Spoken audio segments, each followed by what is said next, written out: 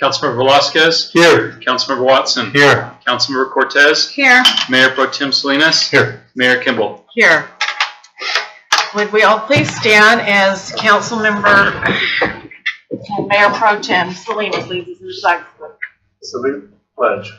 I pledge allegiance to the flag of the United States of America and to the republic for which it stands, one nation, under God, indivisible, with liberty and justice for all. I would at this time invite Mary Sedesma, the Spirit and the Bride Kingdom Coalition, to come forward and offer our invocation tonight. Thank you so much. Shall we pray? Our dear Heavenly Father, we just thank you so much for your presence here with us this evening. God, I praise you for each one of these men and women that you've called to be on this city council to make decisions for our city. God, I pray your blessings upon them. I ask for wisdom for each decision that they need to make, and that you will guide and direct them and all their talking and planning and discussing, Lord, that you would lead and guide them each step of the way. Lord, we thank you for our city. I thank you for our firemen. I thank you for our policemen. I thank you for our public school and all the teachers and how you've blessed our public school. God, I thank you for all that you're doing in the city. I thank you too for each church and pastor that ministers to your children of this city. God, I ask you bless each and every one of them as well. So Lord, again, I pray for the businesses of the city as well, that you would prosper them and bless them. Thank you, God, for each one. Lord, all the citizens from the very youngest to the very oldest, we just thank you for our city, and we ask your blessing that you would continue to prosper and guide our city to bring glory to your name. It's in your name, Jesus, we pray. Amen. Amen. Thank you so much.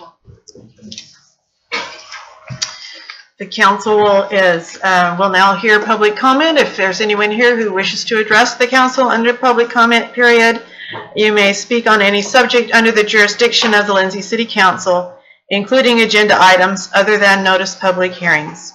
Comment shall be limited to 3 minutes per person, unless otherwise indicated by the mayor. If anyone wishes to speak, please come forward to the stand and clearly state your name for the clerk. Anyone wish to address the council at this time? Seeing no one, we will close our public comment period and move on to council reports. Councilman Velasquez, anything to report tonight? Not at this time. Thank you. Councilman Watson? Not at this time, Mayor.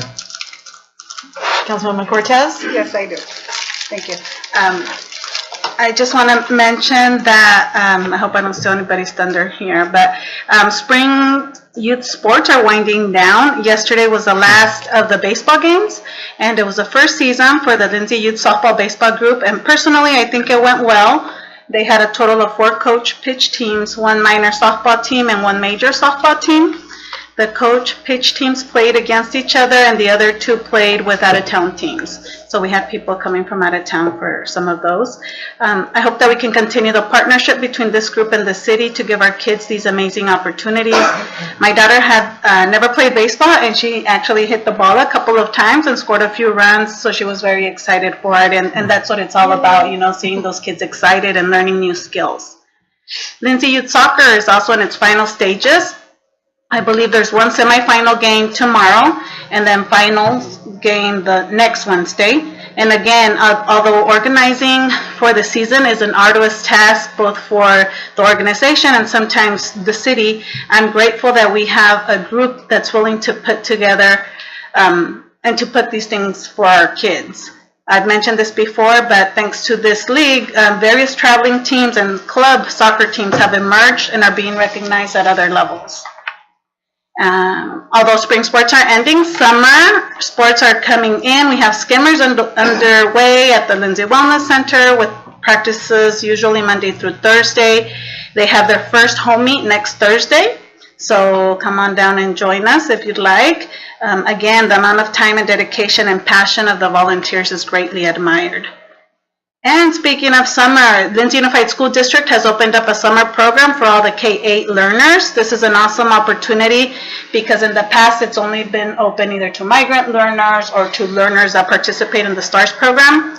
This year, it's open to everybody, and the district is being strategic as to how certain activities and academic interventions will be implemented.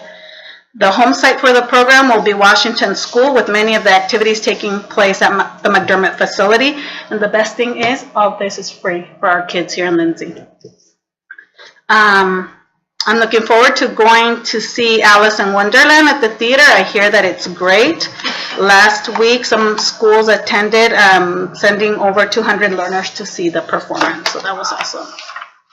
And just want to remind you that the last day of school is June 8th, and we will have some graduations as well. And that's it. All right. Thank you, Laura. Good to hear what's going on with the district. Councilman Salinas? I just have a quick report from the TCAG meeting, which was yesterday.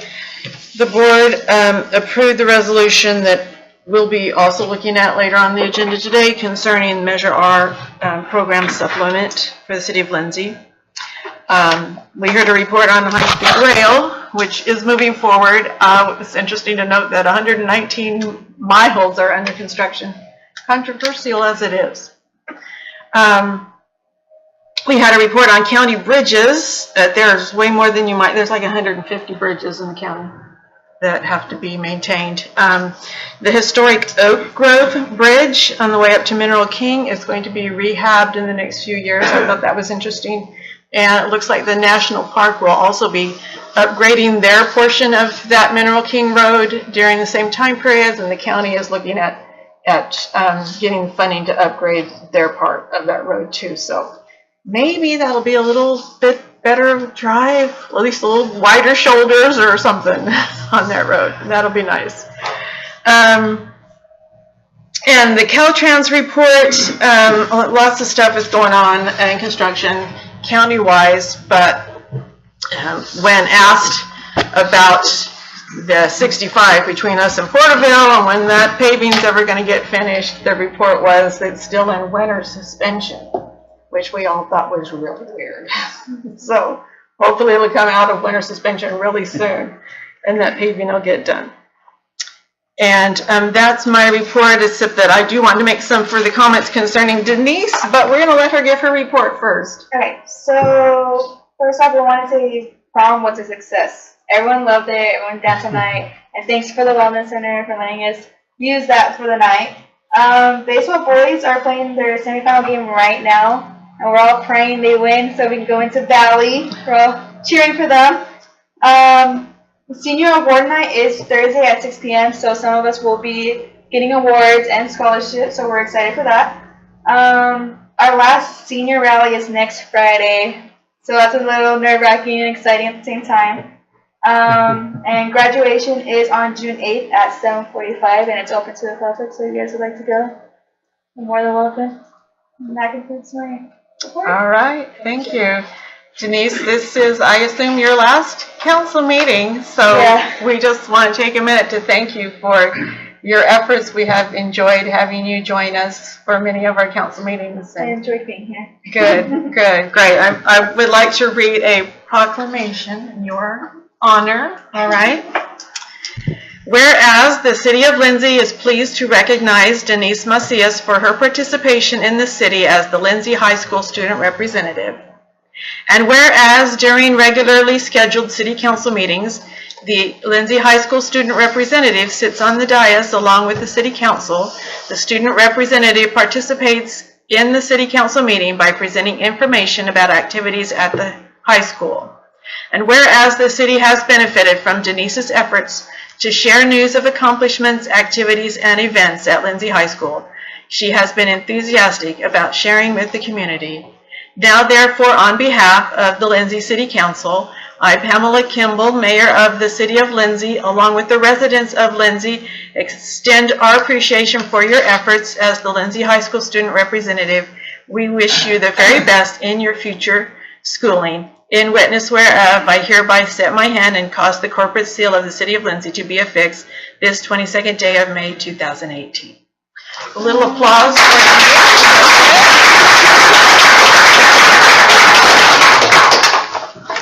So here is your proclamation, and just a little bit of city bling, city pin, you can proudly wear. Water bottle. There you go. Thank you so much. Thank you, guys. And with that, we'll move on to staff reports. Bill? Thank you, Madam Mayor. Budget work continues. I think Greta's about ready to set up another meeting with the Budget Committee. Yeah, we're looking, we have 2 dates available, really, in the afternoon of the 25th at 3:15 or the afternoon of the 29th at 3 p.m. if Councilmember Watson can attend that. Those are the dates that Councilmember Cortez is available. 29th at 3, you said? Yes. Yes. Does that work? I'll check. Okay. I'll get back to you tomorrow. All right. Thank you. Thank you. Staff is drafting documents for a dialogue with Caltrans. Stemming from a 2012 audit. We're getting closer on that. We are creating just a database of what is at stake here, and we'll enter into a staff level dialogue before we'll do much more with that. But I just want you to know that that is moving forward. I will attend an EDC board meeting tomorrow morning. Staff is updating general plan elements, including the following: land use, housing, safety, environmental justice, conservation. It's a collaborative effort. There's some things that we simply need to update, legal requirements that we have to address. So we are going to quietly work through that.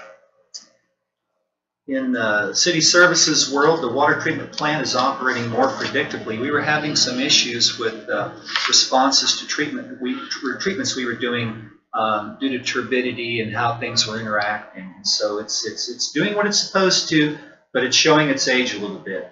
And with that, with funds from self-help enterprises, helping with the city water pedestrian safety were project requirements when this thing was first approved. Some money has been set aside to help our water system, and we're going to renovate the water filter banks B and C. So there's several banks of filters out at the water plant, and there are 2 of them we're going to go ahead and renovate so that they do what we need to have done out there. And I'd slowly like to see us upgrade the whole plant. This is a great start for us. Once that happens, Mike and his staff believe that they can increase production by 500 to 600 gallons per minute. So not bad, not bad. Well 15 contact time project. Pre-construct meeting was held last week with work expected to begin on June the 4th. And so that was state drought funding along with the self-help funds. The Prop 1 project, no definitive response from the hydrologist regarding the location of the test well. So we're looking to see, just what our options are to want to make sure that we're going in the right spot like that. And as a reminder, once the test well is done, it can completely go away. You don't have to have any remnant of it having been. And staff will definitely talk to council again before any decisions made on where a new water well would go. Water conservation update. The city reduced water production 26.3% as compared to 2013, which is our benchmark. And that was for the month of April. The 2018 annual reduction is 17.7%. When we look at what we reduce from our surface consumption versus our groundwater consumption, we're very interested in preserving the groundwater. And we were paying for the canal, we're paying for things that have to happen with that. So if we're going to use it, we want to use as much surface water as we can. Our allocation, our full allocation is about 2,500 acre feet. We tend to not get that much. Sometimes there's a surplus. And so we have some wiggle room with the surface water. Groundwater is a pretty precious resource right now. So we're not doing so bad. We don't have the same requirements on us being a small water user. I think it's still 3,000, the magic number for hookups. And we're not at 3,000 hookups right now. So we have little different rules that apply to us than apply to the bigger cities. When you hear them talking about how they're managing watering days and so forth, we need to use surface water. We're paying for it. And a little different standard for us, just so you know. And I'd be happy to speak with you in detail if you have questions about how that all works. Annual consumer confidence reports have been completed. Distribution of all water accounts will take place prior to the July 1, 2018 required deadline. Soccer park conversion demo has begun out there. If you take a look at it, they'll be going gangbusters on that. We've been working on the clubhouse also, roof replacement, HVAC, and window work to be completed in the next couple of weeks. Roundabout, affected property owners dealing with right-of-way, they've all been contacted, and we're entering into agreements with them to be able to use that. And that's moving forward. I had a conversation with the school district today, so we're looking pretty good in all areas, and we just want to move this thing as quickly as we can. Number one, so we can nail down an actual price and what it's really going to cost, and then so we can cause a minimal amount of disruption to the students who have to go there and the parents that are driving through the intersection.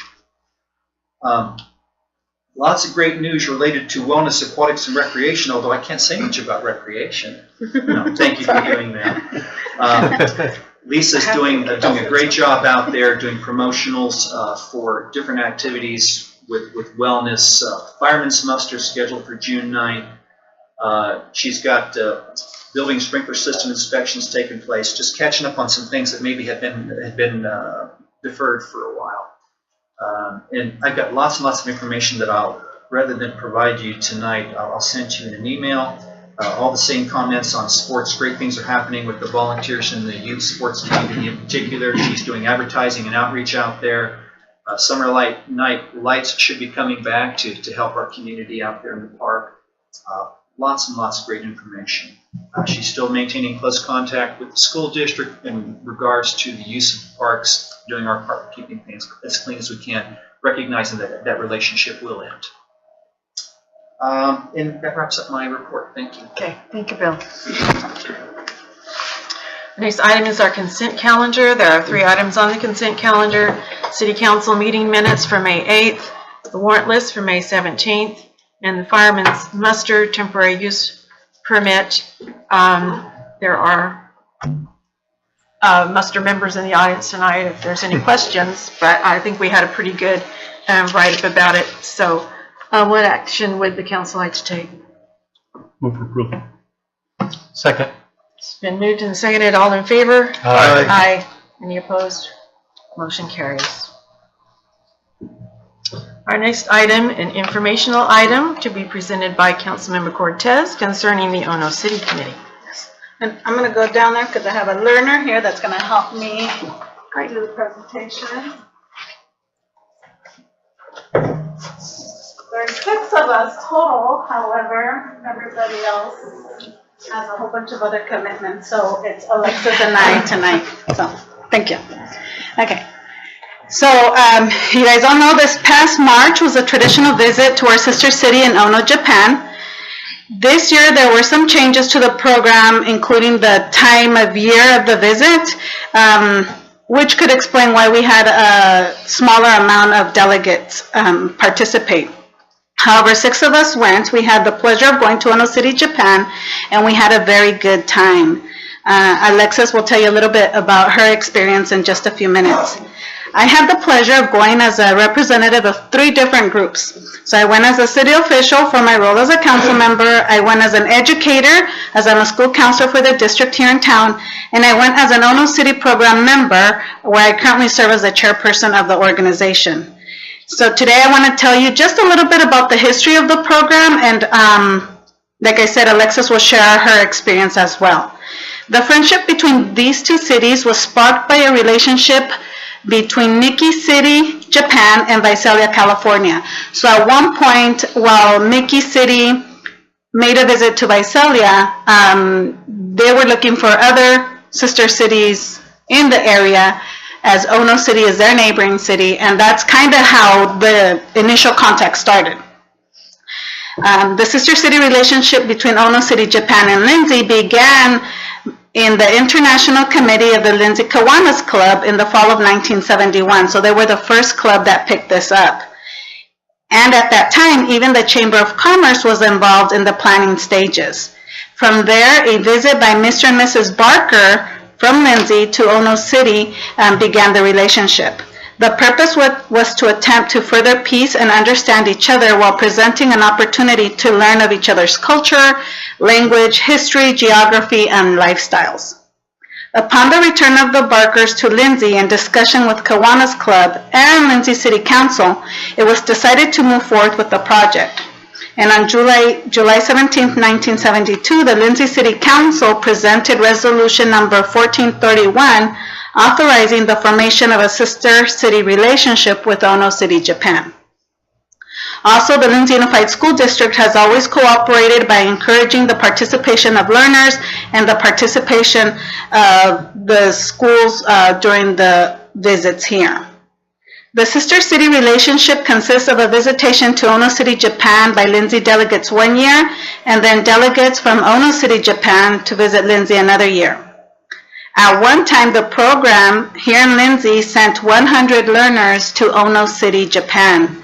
And that was because they sent the entire Lindsay High School band, and they did some performances in Ono City. There is so much to say about the history of this program, but I'll leave you with the idea that we want to continue to see this relationship grow and improve. We want to ensure that just as they treat us like royalty when we visit them, because they truly do treat us like royalty, we want to make sure that their experience is just as valuable as ours is. We hope to be able to expand our program and have more educators, more learners, and more city officials take part in this wonderful experience.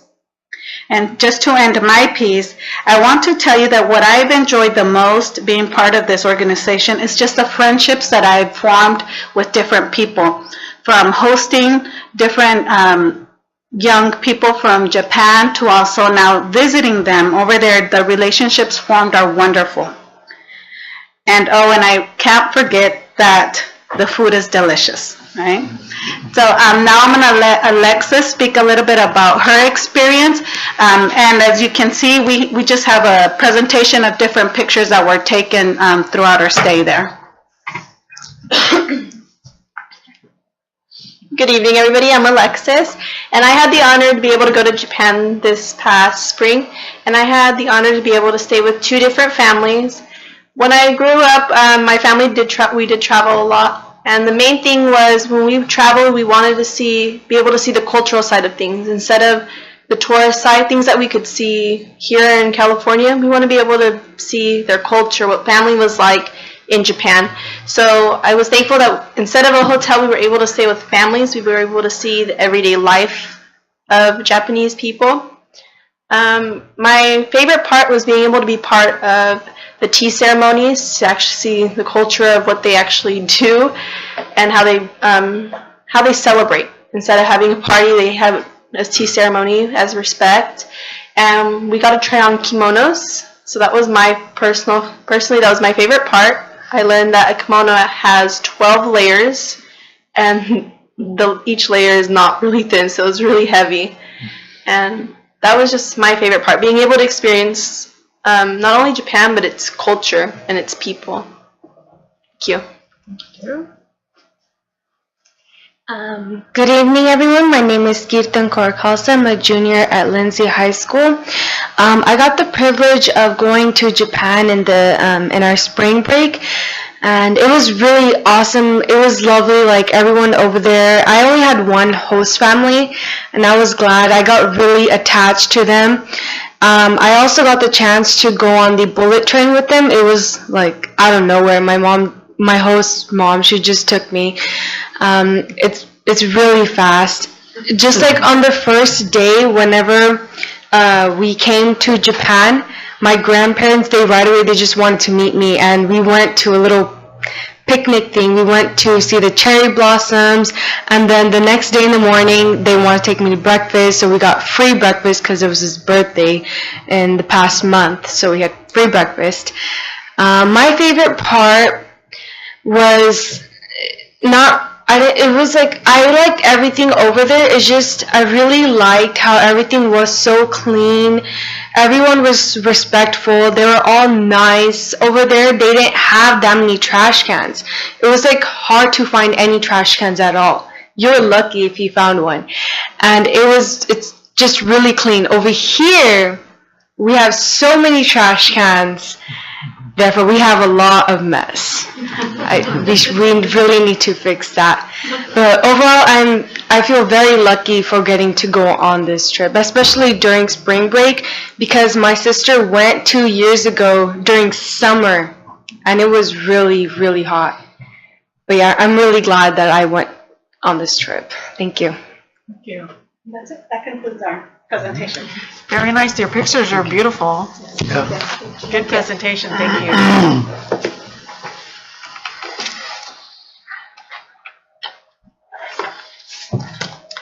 Next, we have an informational item presented by Omni Family Health Group.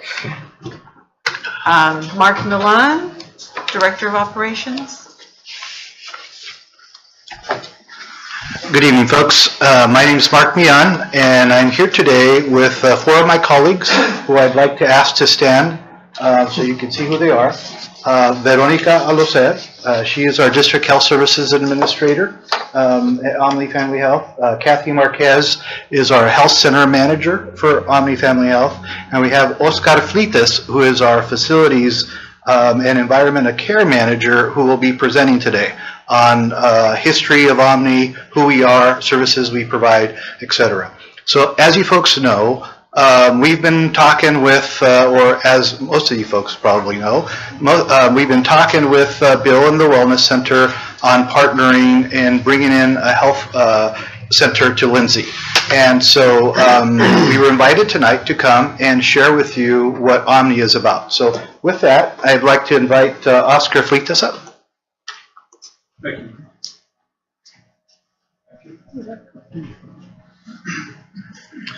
Good evening, council members, Mayor.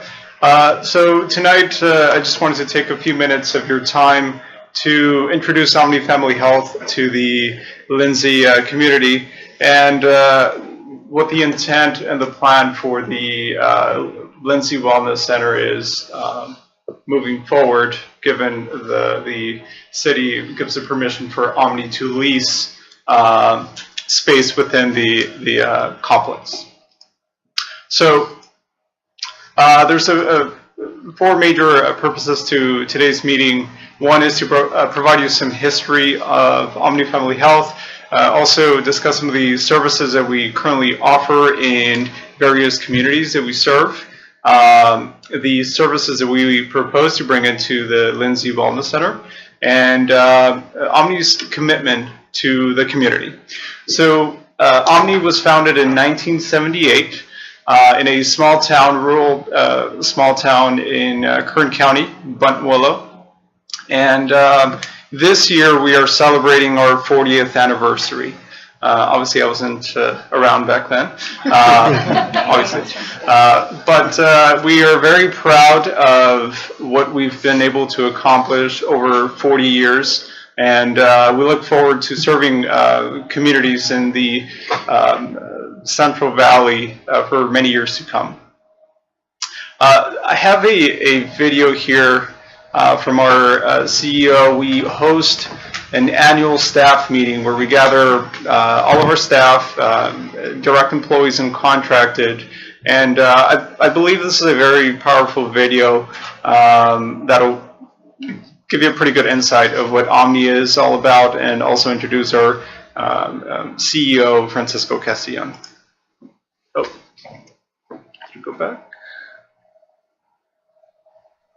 There we go. Sorry.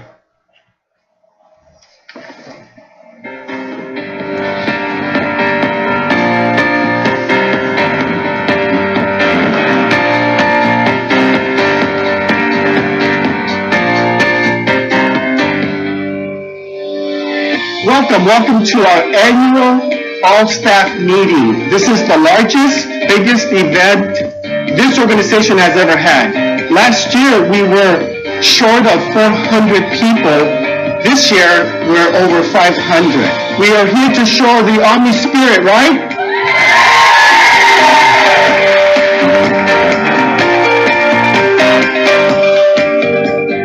We talk about the value, the work that you guys do.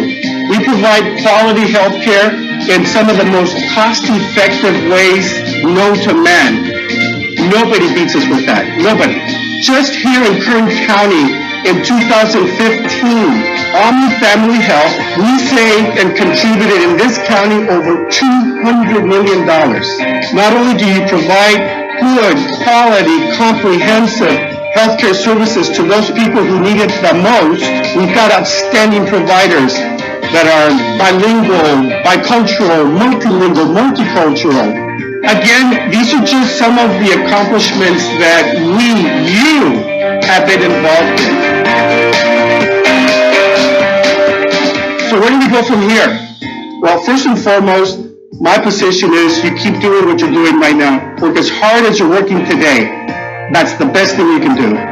And you have a commitment from me, the CEO of this organization. I will work extra hard to protect Omni Family Health, to represent you to the best of my abilities here in Kern County, in Sacramento, and Washington, D.C.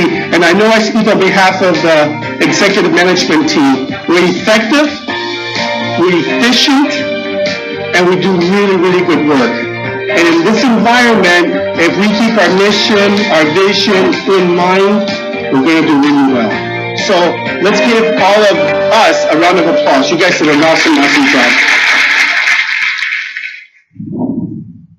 So as you can see, we have a very energetic CEO, and that has been very helpful for the organization to reach its next milestone, which is expanding services into other communities. So we were primarily based out of Kern County, and I think we felt comfortable for many years only operating in Kern County. Now we have leaped into Kings County, Fresno County, and now we're trying to get into Tulare County, hopefully through the Wellness Center. So our mission is to provide the best possible health care that we can provide to our community, and that's to anyone in the community. We have a open door policy to see anyone that comes through our front door. Our vision, Omni Family Health, will be the leading provider of healthcare by improving health one patient at a time through compassion and individual attention to everyone. And we hold that very dear to our heart. Our core values are built around health. So we are helpful, excellence, accessibility, leadership, teamwork, and honesty. We are currently at 24 state-of-the-art health centers, and I really mean state-of-the-art. We follow Kaiser's model of operating and seeing patients and quality of care delivery to the community, starting from the facilities to our physicians, our executive management staff, and we're very proud of that.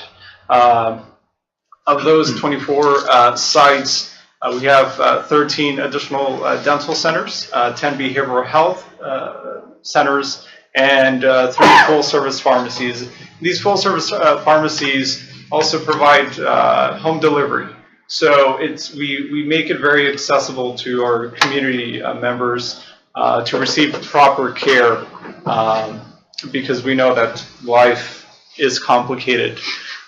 For this year, 2018 and into 2019, we again would like to expand into Tulare County.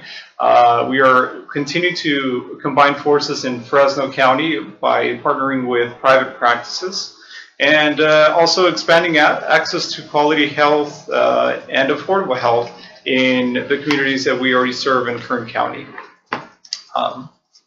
Those are just some of the cities that we are currently located in.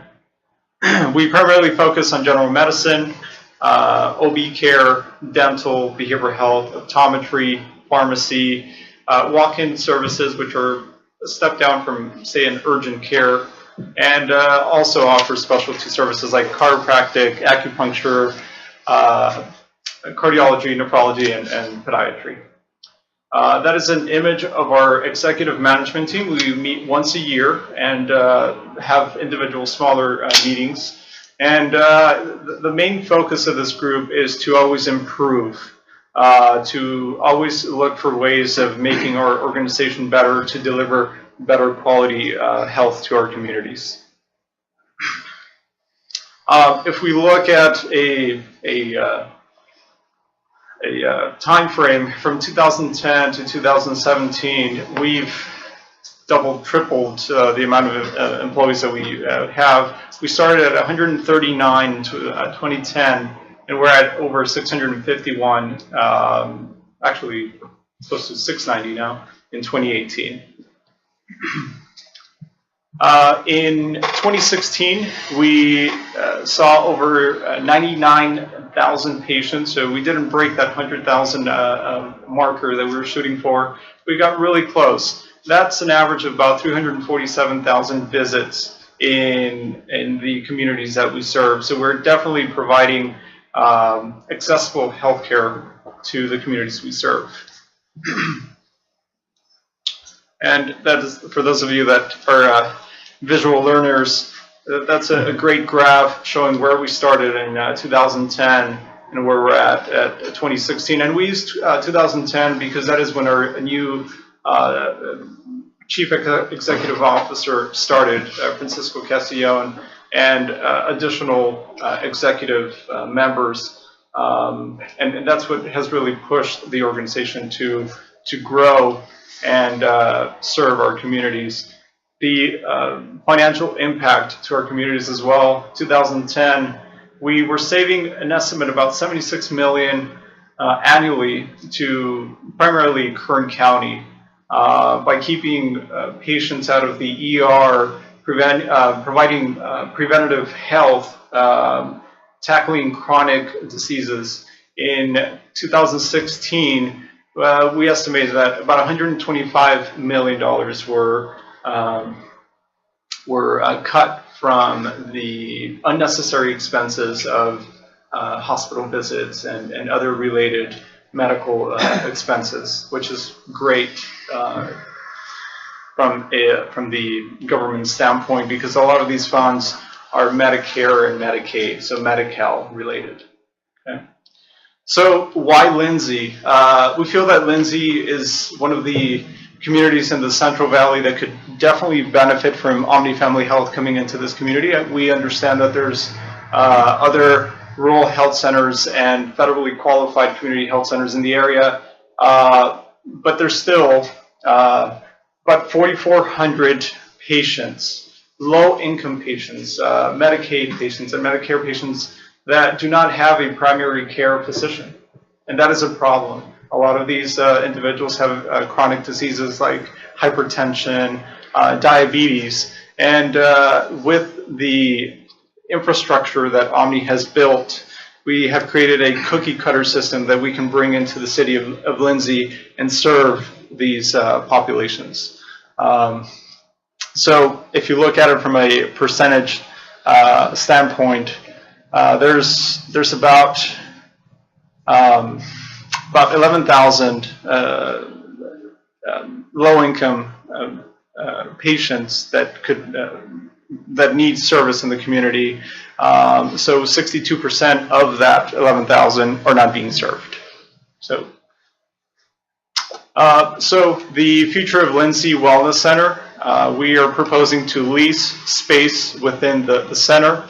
I will not go into the details. That is something that I'm sure Mr. Ziegler can communicate with you at a later date. We plan on occupying small sections at a time so that it's not disruptive to the activities that are currently held in the center. So it's basically broken up into 3 phases. We occupy the current space that's already built out for medical and expand as we see the need. That is the second floor. Second floor, we intend on providing behavioral health services. First floor would be primary medicine, chiropractic, and dental.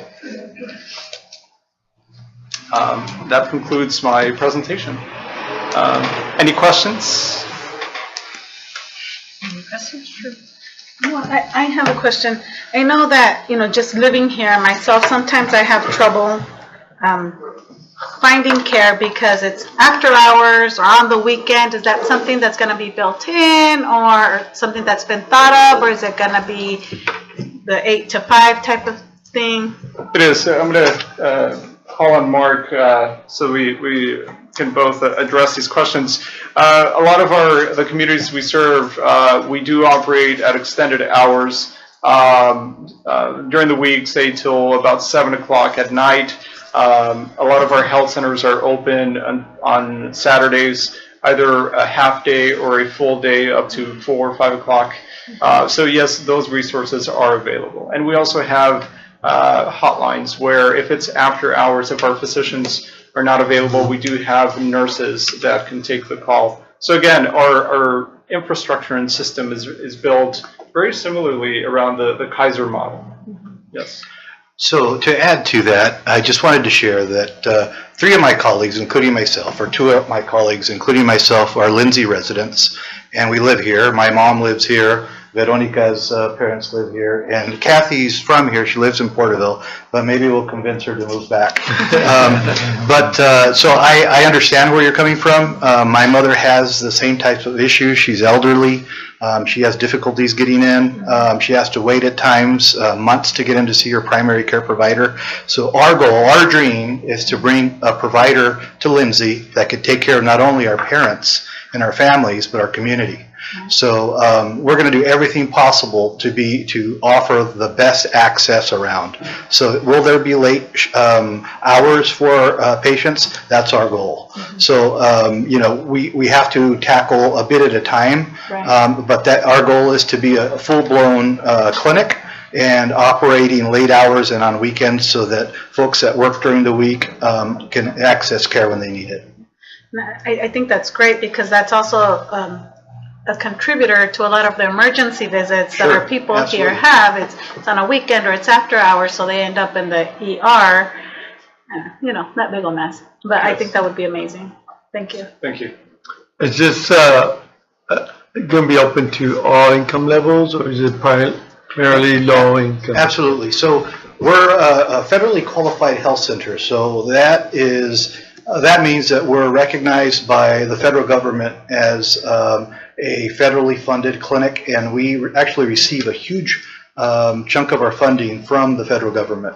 Part of that requires us to see all comers, as Oscar mentioned earlier, and regardless of inability to pay, regardless of where you're coming from, if you're not able to pay, we'll see you. We'll take care of you. We're not going to worry. The dollars are not the primary thing. The primary thing for us as a federally qualified health center and a nonprofit is to take care of the community. So yes, absolutely. Anybody can come to us. We have some state-of-the-art facilities in Kern County that I invite any of you to come and visit, and you'd be blown away at the level of quality that these health centers are. So because we have some beautiful sites and we offer good quality care, everyone comes to us. We receive patients from the private sector, commercially insured, Medicare patients, and Medi-Cal, and the uninsured. So we receive funding for taking care of the uninsured as well. So I hope I answered your question there. Yeah. Just want to know if I can show up or not. Absolutely. Sure. We'll take care of you. And we also provide insurance navigators at most of our sites. If they're not available at a specific site, patient can schedule visits so that if someone is uninsured and they need to explore options, we have staff that can help them navigate through that process because it can be confusing for patients. So they can actually walk into the clinic and be taken care of? You can. We actually, if we have a full schedule, this is typically how we operate. We do schedule appointments, but we do take walk-ins. So it doesn't mean that you're going to be taken care of like immediately. We'll fit you in between patients, but we'll do everything possible to get you in as quickly as possible. We will not turn you away. We'll take care of you. So you may have to wait, a little bit, but yes, we'll take you. Nice. So you model yourselves after Kaiser. So your physicians, for example, are employees of Omni? Yes. We have some that are employees and some that are contracted, actually. Contracted. So, but they all adhere to the same, policies and procedures. It's seamless to our patients. So if I were to come in and needed to see a physician for just a physical, I might get one on the employee one time and then maybe a contract employee another time? It's whatever you want. So if you want to see a specific provider, Okay. we'll schedule you or very we'll fit you in with that provider. Okay. It's up to the patients, whoever they want to see. I see. But, Okay. yeah, so if you want to see a contracted provider, we can, book you an appointment with them or fit you in with them. Mhm. Same with an employee. But I you, see. you will not be able to tell the difference. Okay. Very good. Thank you. The standards of care are the same across the board, and we hold all physicians accountable for the same quality of care that we expect as an organization to be delivered to our patients. Very good. Any questions? I think it's a great opportunity. Thank you for your presentation. Thank you. Thank you. Good job.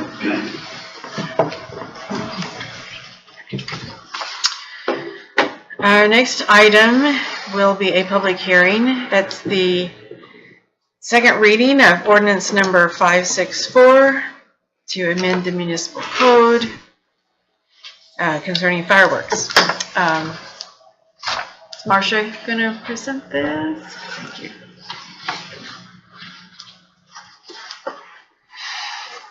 Good evening, Council.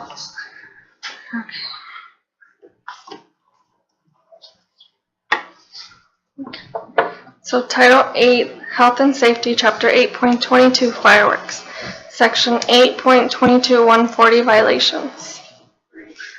This section approves administrative fines to any person who violates this chapter. Administrative fine will be given to the persons, including responsible persons, who sell, own, use, or display dangerous fireworks. This chapter is to protect the entire community from threat of fire, injury, property damage, public health, safety, and welfare. Each use, display, or possession would be a separate violation and a different administrative citation.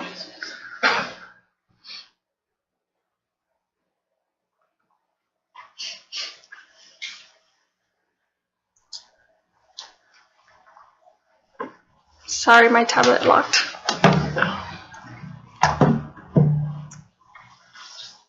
We're putting a timer on her. Yeah, I've got 3 minutes. No pressure. Okay, there. Each person who violates this code, or each person who is considered a responsible person for a location where dangerous fireworks are possessed, used, stored, sold, or displayed, would be subject to an administrative citation. First violation, $1,000. Second violation, $2,000. Third violation, $3,000. For an administrative citation hearing, refer to the Lindsay Municipal Code Chapter 1.18, Administrative Citations. Okay. Okay. Is there All any right. questions? Thank you. Any questions at this time? The public is invited to weigh in. I will, in a moment, open public hearing, and anyone who wishes to speak in favor of this ordinance may speak, and then we will allow any opponents to speak and close public hearing and bring it back before the council for action. So this public hearing is now open. Would anyone wish to address the council speaking in favor of this ordinance? Seeing no one, would anyone like to address the council in opposition? Seeing no one, we will close public hearing and bring the item back before the council. Is the action, is that the title of the ordinance? It says second reading. Oh, the ordinance is, I didn't see it. If you could go up one, go up page. someone needs to be able to read that. Okay, is that the title? 822. The second reading amendment? Yeah, Yeah. okay. Sorry, just wanted to make sure I was reading the right one. There is a question. So when a person is caught, and they take the fireworks away, I know you can't just get rid of them, right? As a peace officer or a police officer or yourself, or it can't just be disposed of. You So, can't correct. throw it in the You cannot. trash. Yeah. so that, I'm not sure if I read in here. Is there any kind of cost? That is it through the $1,000 fine, or If because there's a difference between catching somebody that's firing them off or or lighting. or confiscating Confiscating their the stuff. product. Yeah, I think it. And I didn't don't think know about if asking I- this last time. Yeah. I'm not sure. I could get back to you on that. I mean, but Does Mario have a I comment? haven't talked to the chief about it, but normally, so what can typically happen is they'll just take a picture of it, whether it's spent or if it's still live. And then most of these, they ship it up to, I think there's Calumet City? it gets incinerated with like everything, like with all, like drugs that are captured and things like that. They all go to. Wherever the hazardous waste stuff goes. It's like an incinerator type of facility, and everything gets thrown in it. But I haven't talked, I don't know, I haven't talked to the chief, but typically that's the procedure. I remember That's sections 4 and 5 of your violations. And so I'm on page, I believe, 17. And it talks about, the imposition of fines, and then 4, fines collected pursuant to this article related to dangerous fireworks shall not be subject to Health and Safety Code 12706, which section provides that certain fines collected by a court of the state be deposited with and dispersed by the county treasurer. Then it talks about providing reimbursement to the state fire marshal. So it talks about these would go to the state fire marshal if they have to be involved. And I think it's going to... For the cost of Let's see, transportation and cost of disposal. transportation. So is that besides the $1,000? Or is that It's part of the administrative fine. included? That's it. So in number 5, it says, dangerous fireworks seized by the city, which cost will be part of the administrative fine. Okay, so it's part of the fine. So, Okay. All right. Clear that up. Make it sure. All right, what action would the Ready? council like to take? I move that I propose that council adopt ordinance number 564, second reading to amend municipal code title 8, health and safety, title 8, chapter 8.22 fireworks, section 8.22.140 violations to enforce administrative citations, and waive the reading of the ordinance in full. Yes, been moved by Velasquez. Second. Second by Cortez. Would the clerk please take roll? Councilmember Velasquez. Aye. Councilmember Cortez. Aye. Councilmember Watson. Aye. Mayor Pro Tem Salinas. Aye. Mayor Kimball. Aye. Motion carries. Thank you. Thank you. Thank you. Marcia. Thank you. Item 8 will also be a public hearing, Resolution 1826, concerning the GAN limit appropriations for this year. Presented by City Clerk Brett Harmon. All right, my finance hat on. Oh, Finance Director Brett Harmon. So the GAN spending limit is something that the city has to address each year. And there's calculations based on population growth and all that sets what your limit can be. The objective is to ensure residents in the community are not taxed excessively. And when you look at the taxation per individual in Lindsay compared to what our limit is, we're about half of what the limit is. So we're nowhere near hitting that GAN limit, but we still have to go through the process of adopting it each year. And so the staff report explains all of it, lays the information out for you. Like I've said, we're far below that level, but it's something that the city council needs to review and address.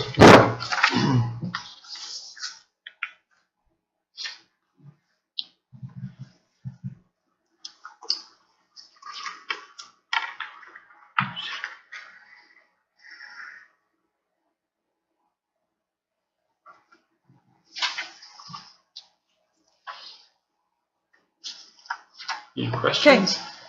We just thought maybe you were going to say something about the stuff you were showing us. Okay. Oh, no. That's good. All right, any questions from the council for Mr. Harmon? If not, what action would the council like to take? Madam Mayor, public hearing. on this Excuse me? item. There's a public hearing on this. Oh, you're right, there's a public hearing. So I will now open public hearing for this item. Would anyone wish to speak in favor of this resolution? Seeing no one, if anyone wish to address the council in opposition? Seeing no one, we will close the public hearing and bring the item back before the council. What action would this council like to take? Move for approval. It's been moved by, Second. Salinas, seconded by Velazquez. Would the clerk please take roll? Mayor Pro Tem Salinas. Aye. Councilmember Velazquez. Aye. Councilmember Watson. Aye. Councilmember Cortez. Aye. Mayor Kimball. Aye. Motion carries. Thank you. Our next item will also be presented by our Director of Finance, Brett Harmon, concerning AB 1912. Yes. I was not expecting this to be on the front page of the Yeah. newspaper this morning. I was kind of surprised when I picked it up and came to the office. So, Well, you know how the paper is. thanks, Miles. Appreciate it. So where to start with this? There is legislation right now, AB 1912, that deals with JPAs and public employee retirement system. The gist of it is that there was an entity, a JPA. Let me back up. So JPAs are a collection of different jurisdictions that get together to provide a service that none of them could provide as well on their own. It essentially increases our buying power. And so when we go out for insurance and others, by grouping with larger or more jurisdictions, we get a better price in the market. So they're very valuable to a local government. The challenge is that some of them have failed in the past, and with these JPAs, not all of them have agreements within their contracts with the cities that they represent to cover the cost of those pensions. So you have a situation where a JPA has failed and the money in PERS was moved out of the regular PERS system into an account that's used until it expires. So now there's a concern that you have employees that have been accounting on this that's now gone, and there's no way to go after the different jurisdictions that are part of it to cover those costs. So the effort from AB 1912 through Rodriguez, the Joint Powers Authorities and Retirement Liabilities, is to say, okay, in cases where a JPA exists, all of the jurisdictions that pay into it must be responsible for those pension costs. The trouble is that some have failed, they're gone. This bill would be retroactive and prospective. And so how does a jurisdiction, one, know what share is theirs? How is it decided? If the jurisdiction or part of it cannot come to an equitable decision on their own, CalPERS is required to sue each of the jurisdictions to determine what that rate is supposed to be. And so where it comes in conflict with the state constitution is it would then impose debt on an organization that wasn't approved by 2/3 of its population and goes beyond the revenues within a year to pay.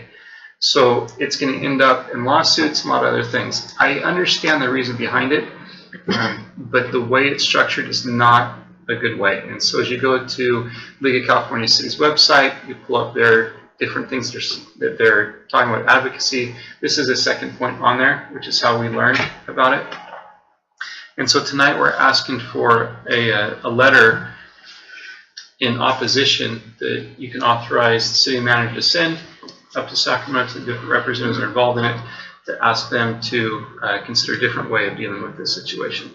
Right now there's no imminent threat to Lindsay because we're not tied into one that doesn't have the right type of agreements in place. But if this causes JPAs to not start in the future, then we wouldn't have access to the services they may provide, which could then increase our costs, and other jurisdictions would be hit with those pension costs that they can't handle. And so it's not a good situation for locals. So is this kind of a classic battle between the large metropolitan areas being in favor of something like this versus the smaller communities, or most municipalities it's just against this? Everybody's, I think it's a local control issue. It is. Once again, it's not a big versus small. Okay. It's just here's an issue with the pension. How do you allocate it? Right. I'm sure in court it certainly would be, because you have a large city with more resources is going to fight a lot harder for their portion to be smaller. And if you can't defend it, you could end up with more. But right now I don't see it as an imminent threat, though it could be down the road.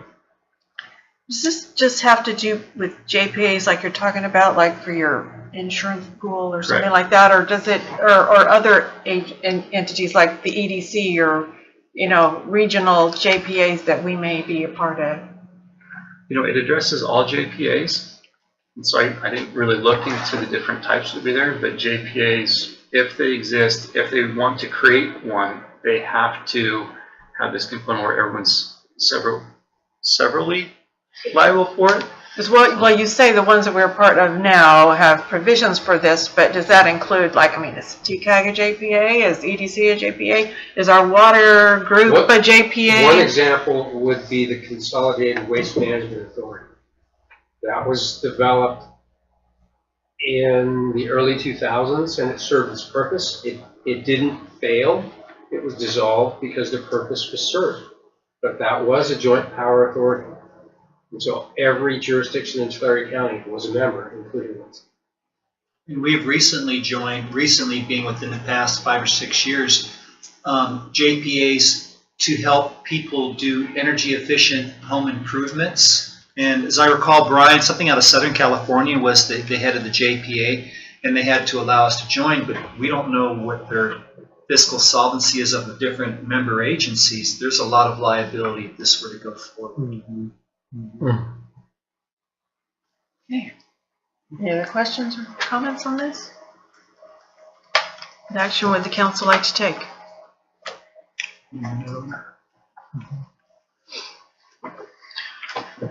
Yeah, we need to be on the side of opposing this. So the recommendation is a letter opposing AB 1912. Moved by Salinas, Second. second by Watson. All in favor? Aye. Aye. Any opposed? Motion carries. Thank you. Okay, next we have Resolution 1810, a request to establish and operate a recycling center at Sierra Express Mini Mart, presented by Brian Sponhurst. Good evening, Council. Tonight I'll be speaking regarding a site plan review for a recycling center to be located at 508 South Mirage, next to Sierra Express Mini Mart, right down here across the street from the Lindsay Food Center. So I want to start by going over the site plan to begin with. We have their proposed C-train location to be in the northeast corner of the site. As it's adjoining to a residential area, we're going to require a minimum 7-foot screened fence to be installed here so that they're not exposed to any visual impacts from this C-train here. It is owned by the same property owner as the Mini Mart, and so we're thinking that should not be that big of an issue to have a fence there already. It's just a matter of getting it screened. They have a rolling gate on this side so that they are able to access this back area during regular business hours, and then tidy up I lost my mouse. Tidy up the C-train and lock up that gate whenever they're closing for the evening. As you can see, there's a lot of items, different, I call it debris and trash here, and we'll address that in a minute, I promise you. First, I want to review the conditions of approval. Again, the minimum 7-foot tall screen fencing on sides exposed to residential view. No accumulation of recycling materials outside of the storage container. The Mini Mart shall be in conformance with the municipal code, includes the site maintenance. Employees shall have restroom access, and any other development of the site would require a new review by council. I also want to touch a little bit on CalRecycle. They do have a separate permitting process in that the applicant has to get a separate license through them to ensure that they are a legitimate business and they'll be recycling items legitimately. It also ensures that they're a good steward to the environment, so that they're not just taking any items that would get them some money and tossing away the items that may not get them as much incentive to recycle. And they do offer local enforcement. And this ensures the centers are not a burden or a nuisance to the community or their neighbors. And they do have a local office located in Visalia. In fact, it's regulated through the Tulare County Department of Health Services. So they have numbers on their website. If we have any issues, we give them a call. They come and tour the site and identify any issues, similar to how we would do with a building inspection. Probably give them a list of items to fix if needed, and a reasonable amount of time to fix it. If it's anything that's a direct threat to health and safety, they may just shut the entire site down. So there are some different regulation methods that we can look at without burdening our local resources here. I do want to touch as well on, this is some pictures, some before and after of the site. definitely want to thank the applicant for going above and beyond and helping to clean up this site to make it reasonable to use.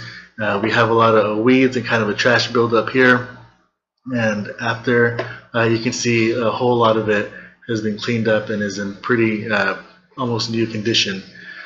We have another shot here, buildup accumulation of trash and different service parts, all cleaned up and tidied up.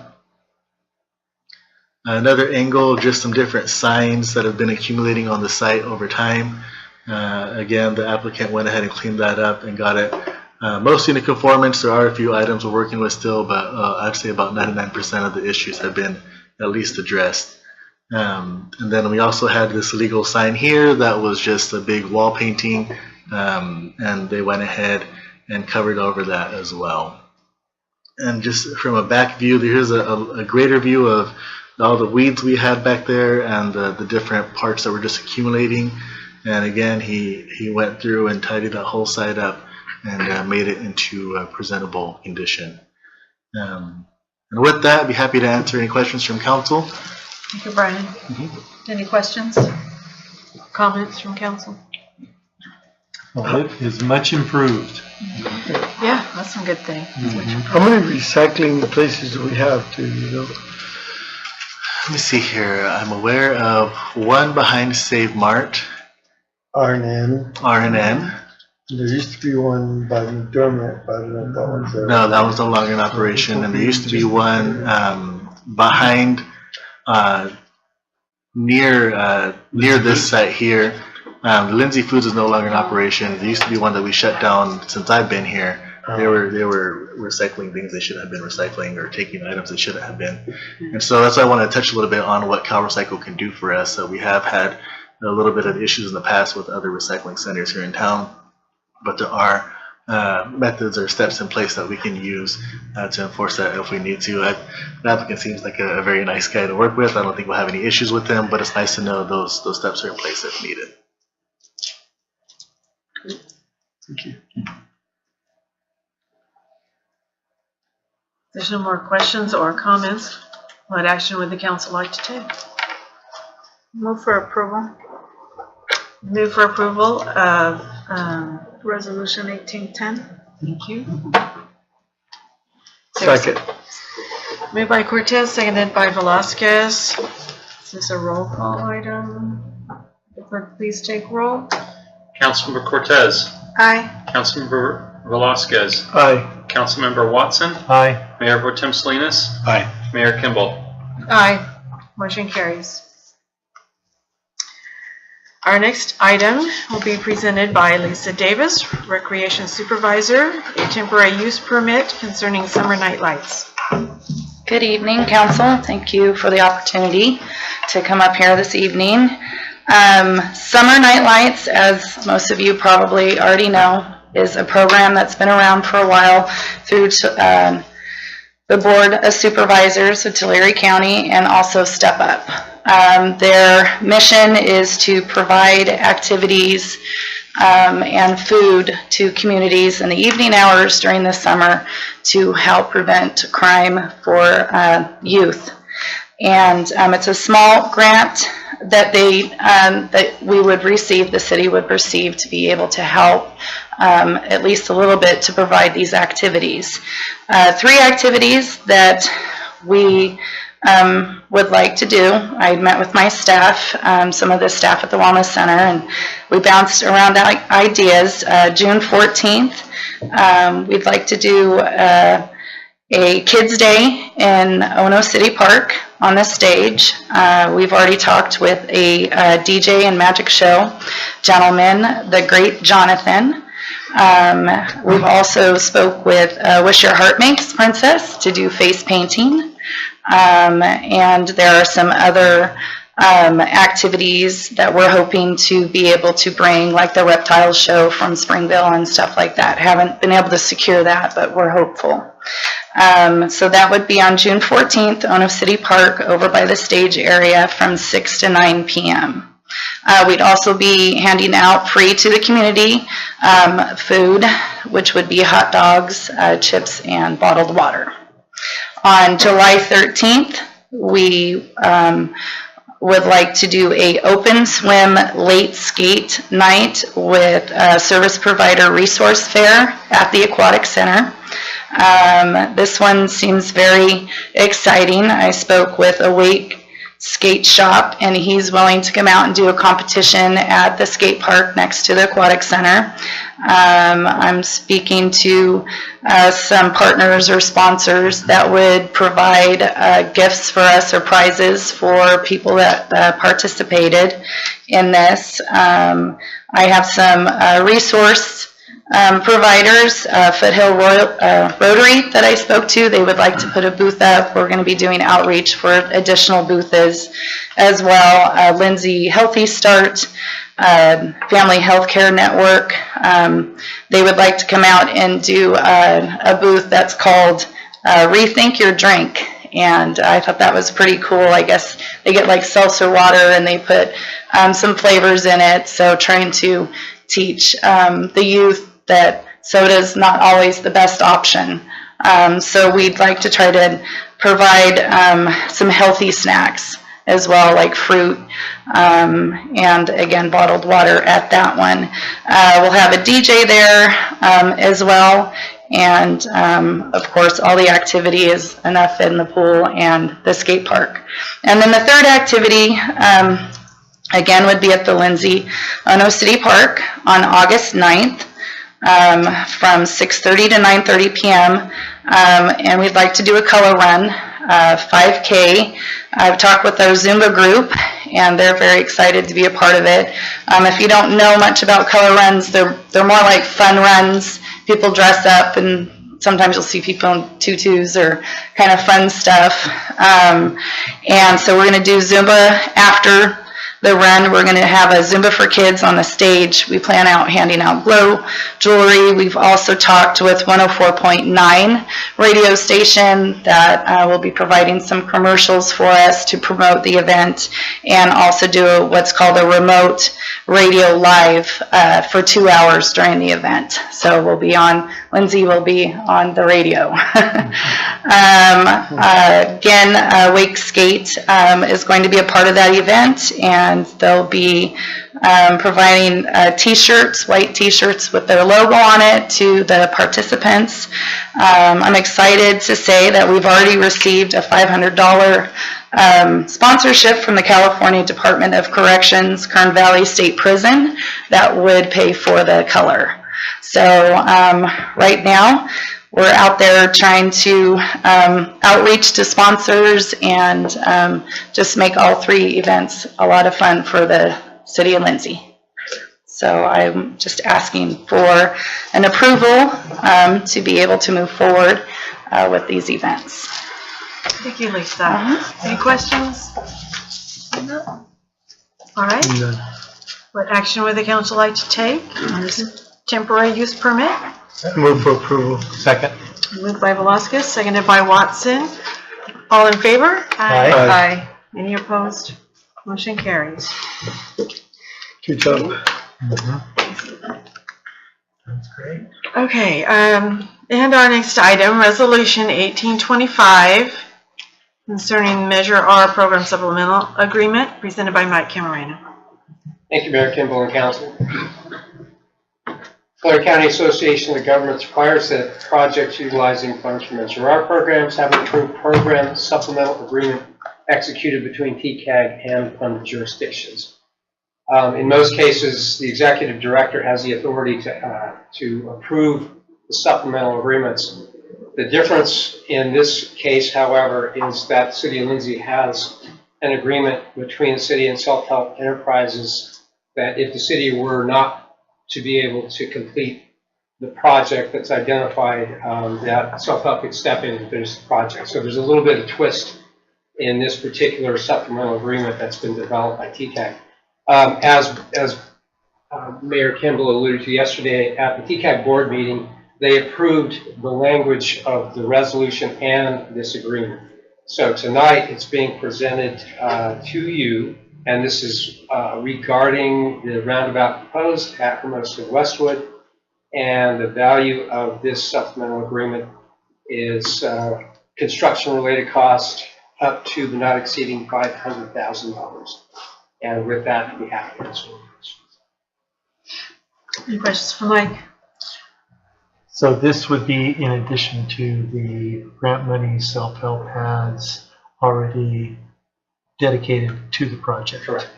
My understanding is the self-help money must be spent first, and then if additional is needed, up to this amount could be drawn from. That's nice. Perfect. Any other questions? What action would the council like to take on Resolution 1825? Move for approval. Moved by Salinas. Second. Second by Cortez. Would the clerk please take roll? Yes. Mayor Pro Tem Salinas? Aye. Councilmember Cortez? Aye. Councilmember Velasquez? Aye. Councilmember Watson? Aye. Mayor Kimball? Aye. Motion carries. So now we can start this thing. Okay. Next item is a discussion on utility payment due dates, presented by Brett Harmon. When you get your bill, we pay it. We're there already, huh? Okay. So, Cortez. Maria, would you skip down to page 5, I believe it is. So this is the same presentation that we brought to you at the last council meeting where we charted out the whole process dealing with the utility billing. And one of the questions council had is that is there a way to speed up the billing process? And so this is what we showed you last time. I've added a next slide in the drop down, Maria. This focuses just on May to show you the different steps that happen and explain why we don't have room to speed up that time. So the 25th of the month is the last day to pay before there's a penalty. After that 25th, when you go through, record and book or post all of those payments and then move the balances from the current due to a delinquent status. That takes at least a day to process through that. So in this case, the 25th is a Friday, the 26th when the penalty starts, the 28th is a holiday, the 29th is when we would post the payments and update the account balances. We would get the information to the printers on the 30th and they would mail out as soon as they can, aiming for that first of the month date. So the question was, if they finish reading the meters on the 15th, why wait to the end of the month to do it? And it's so that we have time to deal with this 25th and roll those accounts over. And so tonight is just simply additional information for council as to why the system's set up the way that it is. And rolling too far into the future, when it comes around time for shutoffs, you've got 3 months that a resident would be paying instead of just 2, and it becomes just too economically infeasible for them to accomplish that. Okay. Questions or comments? I just wanted to say, I'm gonna pay my bill. I'm here today, okay? But my concern is, like, after our meeting, our last meeting, I hadn't received the water bill yet. I can't remember exactly what the date was. Right. So I checked my mail on May 10th, and I'm assuming it either got there on the 9th or the 10th, because the 8th was the last time I checked it. So then that gives us, or gives me, like 2 weeks to pay the bill. It does. So any other bill besides this utility bill, they usually give you a longer time frame to pay that. And I'm just thinking, you know, I'm thinking this is what the concern was with the gentleman that had come at that time. Why is there such a, and I understand, but again, any other bill, you usually get like at least 30-day grace period or something like that. And I just wanted to mention that I understand this man's frustration because of the amount of time in between. I understand. So you're actually getting 2 months, right? And no, before the shut off, but like to pay it. Not for the Right, fine. so the penalty kicks in on the 26th of that month. And if you're not getting a bill until the 9th or 10th, you only have 2 weeks, like you're Exactly. saying, until you have a $10 penalty. The problem is, it takes like 10 days for the bill to come. That's the frustrating part. Is that it What if takes we so long. increase the penalty, which would encourage people to pay it even faster because they don't want to pay an extra $35, $50 penalty? And then they could all come down to city council. Yeah. Well, I know, but then they're going to be more responsible, or you'll be more excited about paying it, because it's like, No, but- I don't wanna pay the $50 penalty. Nobody does, and that's what I'm saying, though, but the grace period there, so two, maybe 3 window, grace period there, where any other bill, any credit card or any other bill you get, usually it's a month.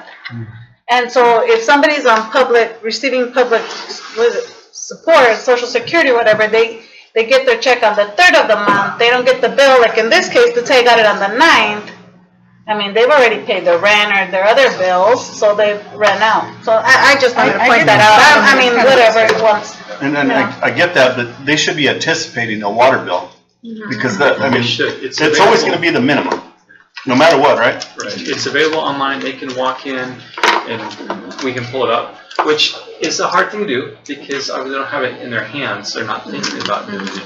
Yeah. Explain to be available online, so I didn't even realize that. How would someone look at their water bill online? Or do they have to come down to City Hall to look at it? We go through the I mean, payment list. well, how do you find your own, my water bill's not posted for the whole world to see.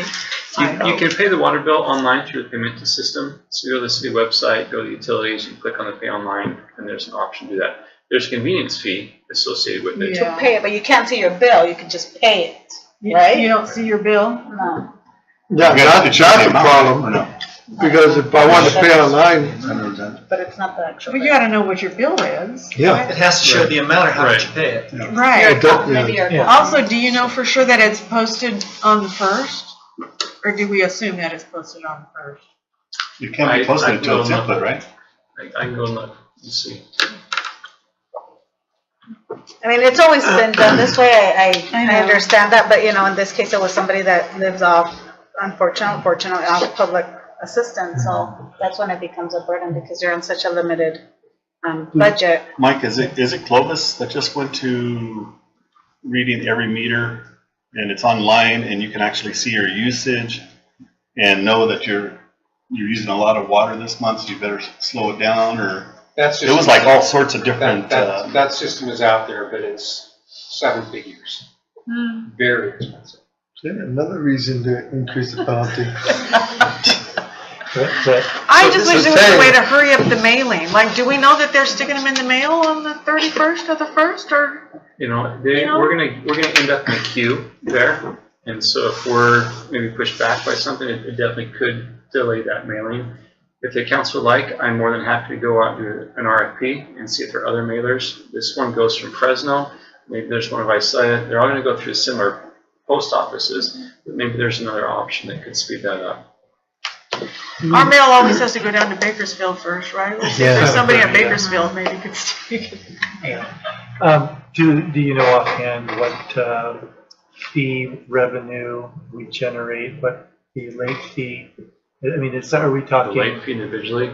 Yeah, I mean, is it minimal?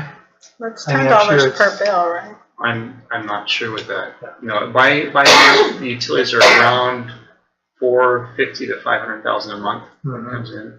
So I'm not sure what percent of that will be. I'm just wondering. I mean, if it's not that. I mean, hopefully it's not that significant to begin with. But if it's really not that significant, would it hurt us to extend the time period before the penalty is incurred?